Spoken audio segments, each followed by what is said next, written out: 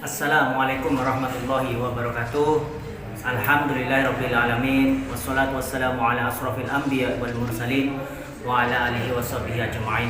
Allahumma shalli ala sayyidina Muhammad sholatan taghfiru biha dunub wa tuslihu biha qulub wa tanṭaliqu biha usub wa talinu biha su'ub wa ala alihi washabbihi wa man ilaihi mansub.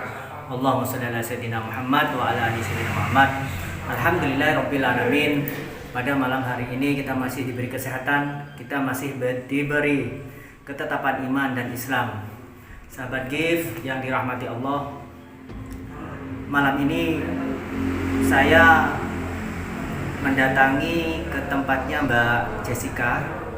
Saya penasaran kenapa Mbak Jessica di waktu kita kemarin bersama tim mendatangi undangannya Mas Rangga, beliau seperti ada yang aneh pada diri Mbak Jessica ini. Beliau tidak mau kalau si Nando ini disumpah pocong. Beliau ngotot tidak mau kalau si Mando ini disumpah pocong. Kan aneh gitu loh. Padahal yang disumpah pocong bukan Mbak Jessica, tapi kenapa Mbak Jessica kok ngotot tidak mau untuk Nando ini disumpah pocong? Berarti kan ada sesuatu di dalam diri Mbak Jessica ataupun ada alasan tertentu yang tersembunyi pada diri Mbak Jessica. Untuk selanjutnya mari kita langsung saja tanya kepada Mbak Jessica ini, sebenarnya apa sih motif di balik beliau ini? Yang paling mencolok menurut saya itu yaitu tidak mau kalau si Nando ini bersumpah pocong. Padahal yang bersumpah pocong itu si Nando, bukan Mbak Jessica. Seharusnya andai kata kita menyuruh Mbak Jessica sendiri yang bersumpah pocong, wajar kalau Mbak Jessica menolak. Tapi ini yang disumpah pocong orang lain, tapi yang menolak Mbak Jessica. Berarti kan seperti ada sesuatu yang disembunyikan gitu loh. Baik sahabat, kita langsung tanya saja ke Mbak Jessica, apa sih sebenarnya yang melatar belakangi beliau berbuat seperti itu. Assalamualaikum Mbak. Selamat malam. Maaf mengganggu waktunya. Kan kemarin itu rame-rame kan kita diundang Mas Rangga, Mbak. Bersama tim kita diundang Mas Rangga untuk mendeteksi atau melihat pacarnya Mas Rangga. Mbak siapa itu namanya? Mbak Mila ya, Mbak. Kan beliau itu seperti amnesia, lupa gitu kan? Lupa. Tapi yang di sini yang aneh juga, Mbak Mila ini lupa sama pacarnya sendiri, Mas Rangga ya. Sedangkan kepada teman-teman yang lain, Mbak Mila itu ingat seperti kesampaian, ke Pas Nando, ke siapa lagi namanya, Tommy kalau nggak salah ya.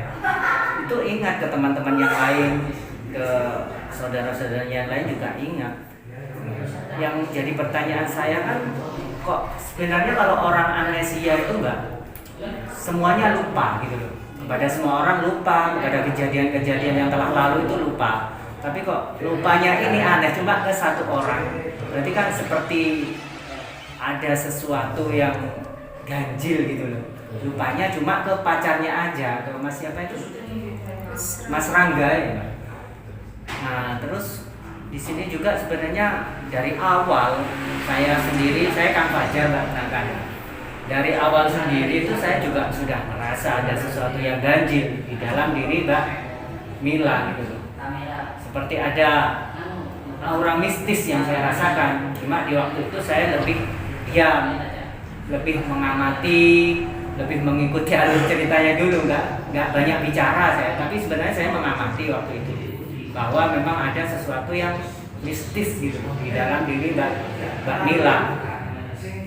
Dan waktu itu juga sempat kesurupan kan Mbak Mila. Dia sudah amnesia, dia sudah hilang ingatan, ditambah lagi waktu itu dia sampai kesurupan. Di waktu kita diusir sama siapa namanya dia yang mengusir kita itu? Nando ya Mbak, yang anaknya putih itu. Kita sempat diusir juga, tapi setelah kita mau pulang ternyata Mbak Mila itu kesurupan kan. Dan kesurupannya itu juga aneh, seperti orang nyinden dia, nyanyi-nyanyi begitu. Terus gini ya, mengganjal lagi dipikir banyak misteri sebenarnya di waktu kita kemarin kesini itu banyak misteri, banyak keganjilan di antara ya Mbak Mila sendiri yang penuh aura mistis, juga tiba-tiba kesurupan. juga yang jadi ganjalan sehingga saya ingin berbicara banyak dengan sampean, tukar pendapat dengan sampean itu di waktu Mbak Mila kesurupan, kan dia menyebutkan bahwasannya yang membuat seperti itu si Nandu, yang membuat Mbak Mila kesurupan, Mbak Mila lupa sama pacarnya. Bahkan jin yang merasuki Mbak Mila juga bilang bahwasanya Mbak Mila ini diperalat oleh si Nandu ini.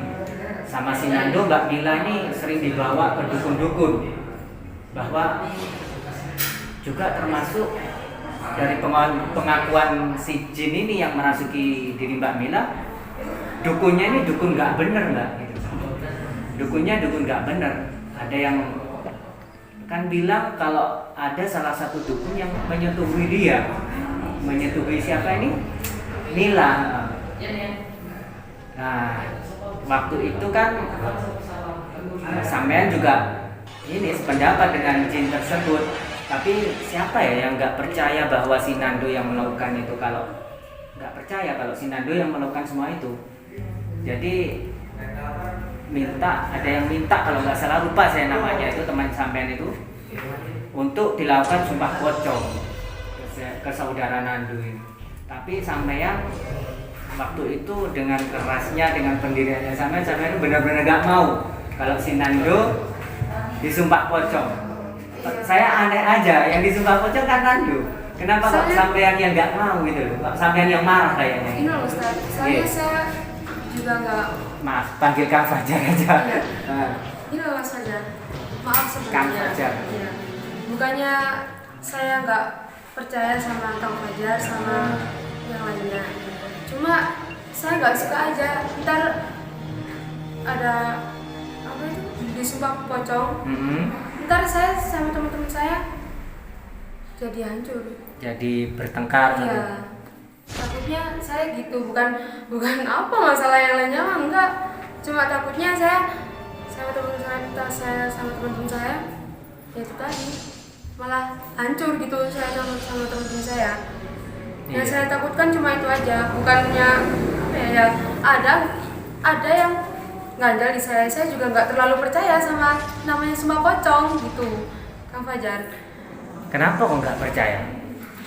Ya gini loh Kang Fajar, saya kan minta tolong ke Kang Fajar sama yang lain-lain, buat si Mbak Mila itu bisa kembali ke awal seperti pemula. Ingatannya gitu. Iya, ingatannya, maksudnya sama bacanya juga ingat, ke teman-temannya juga nggak seperti itu. Kang Fajar juga lihat sendiri kan kemarin Mbak Mila ke saya juga gimana, seolah seperti saya tuh kayak dia tuh baru kenal saya gitu loh, seperti cara bicaranya juga.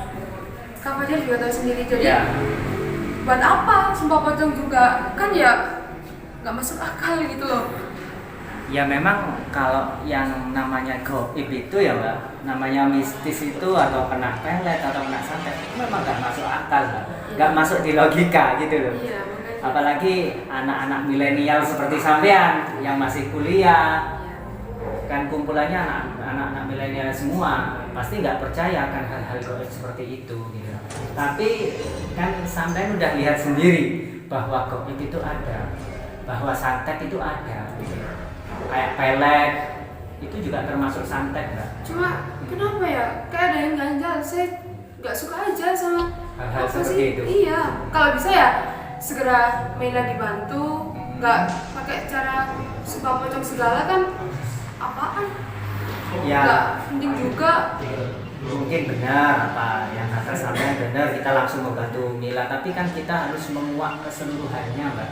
Kenapa ya? Soalnya menurut pengamatan kami ini seperti ada misteri melibatkan banyak orang. Kan yang dituduh di sini kan Mas Nandu yang dituduh berbuat seperti itu pada Mbak Mila gitu. Tapi menurut pengamatan kami itu masih sebuah misteri gitu. Kami tidak percaya 100% bahwa Mas Nandu yang melakukan. Meskipun jin tersebut yang bilang berulang kali bahwasanya Mas Nandu yang melakukan seperti itu. Soalnya jin sendiri kadang sifatnya suka berbohong, Mbak. Jadi kita harus hati-hati benar untuk mencerna apa yang dikatakan jin gitu. Terus sampean sendiri kok bisa gimana? Kok bisa juga percaya kalau yang melakukan itu Nando gitu? Misalnya ya saya belum berani cerita ke yang lain, soalnya ini saya sendiri yang lihat dengan mata kepala saya sendiri. Takutnya ntar kalau saya cerita gini-gini tanpa bukti kan malah hancur gitu kan pertemanan saya sama yang lainnya.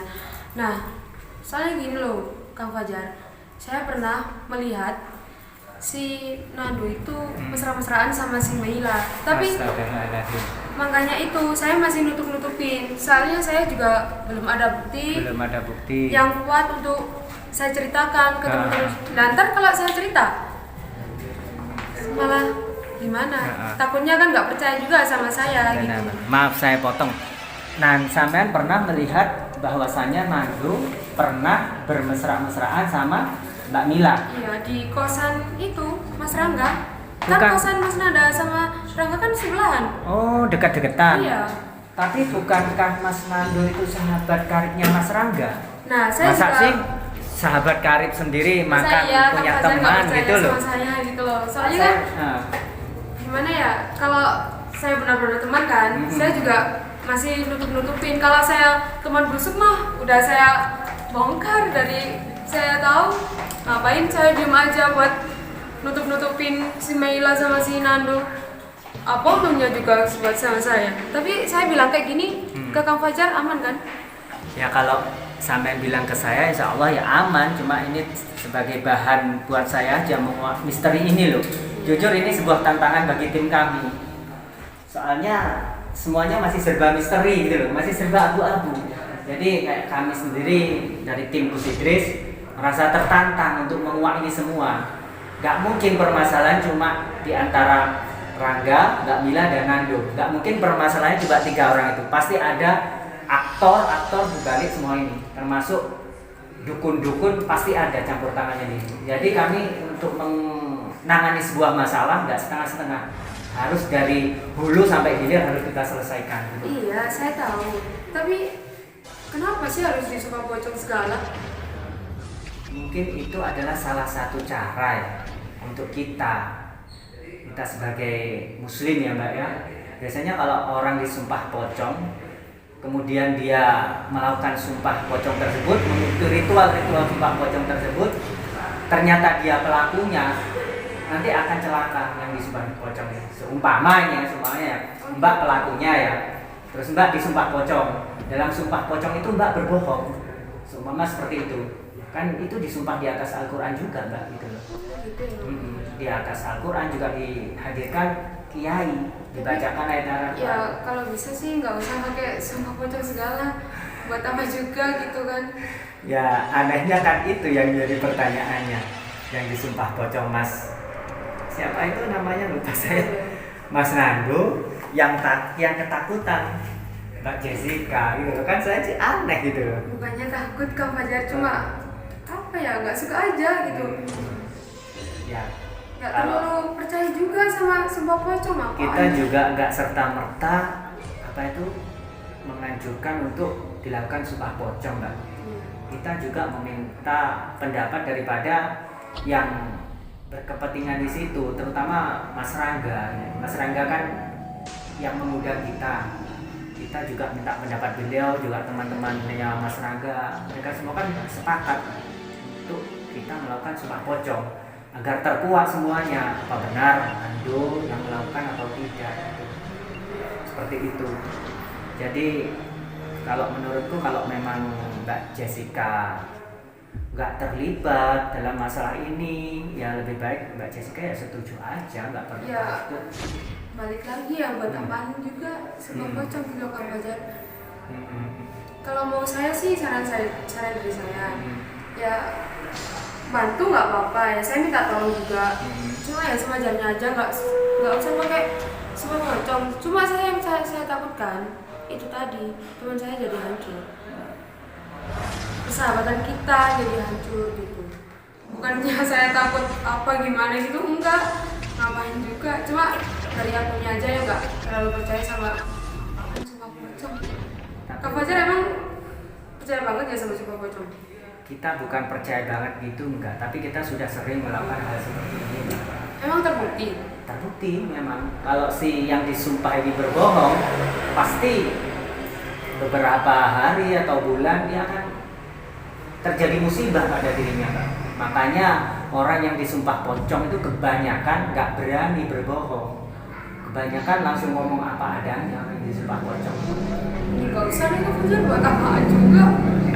Ya kita nggak bisa memutuskan sepihak ya Mbak. Soalnya kan kita diminta tolong oleh Mas Rangga, sedangkan kita hanya menganjurkan gimana kalau dilakukan sumpah pocong. Terus Mas Rangga beserta teman-teman itu setuju. Ya kalau dari saya nggak perlu pakai sumpah pocong segala. Udahlah Mas Fajar. Hah? Nggak perlu sebentar lah Mbak. Sebentar. Jangan pergi dulu. Nggak Belum usah lah, selesai. Mbak. Loh. Saya nggak butuh sumpah pocong. Saya butuh Maila sembuh. Ya jangan pergi gitu Mbak. Ya Mas Fajar. Astagfirullahaladzim. Apakah ada kata-kata saya yang menyinggung ya? Oh, padahal saya dari tadi mulai awal sampai detik ini pertanyaan saya, tutur kata saya perasaan sopan sahabat. Tapi kok Mbak Jessica ini kayaknya merasa marah dan tersinggung. Jadi bingung saya ini. Baiklah sahabat, mungkin kita lanjutkan untuk menguak misteri ini. Kita cari informasi dari teman-temannya Mas Rangga atau dari Mas Rangga sendiri. Kita akan terus kuak misteri ini. Sebenarnya apa yang terjadi di antara mereka? Banyak misteri pada masalah ini. Kami sebagai tim daripada Gus Idris tidak serta-merta percaya bahwa Mas Nando pelaku daripada semua ini. Kami meyakini bahwasanya masih ada aktor-aktor lain di balik semua kejadian ini, termasuk dukun-dukun di belakang kejadian ini. Karena Jin tadi yang merasui Mbak Mila juga bilang bahwasanya ada dukun cabul dibawa ke beberapa dukun. Kita akan telusuri semuanya sampai tuntas. Baik sahabat, sebelum kita akhiri, ada baiknya kita bersolawat Nabi agar supaya kita diberi petunjuk oleh Allah Subhanahu wa taala. Kita tetap di jalan yang benar, ihdinas shiratal mustaqim. Allahumma sholli ala sayyidina Muhammad wa ashghili zalimin bil zalimin.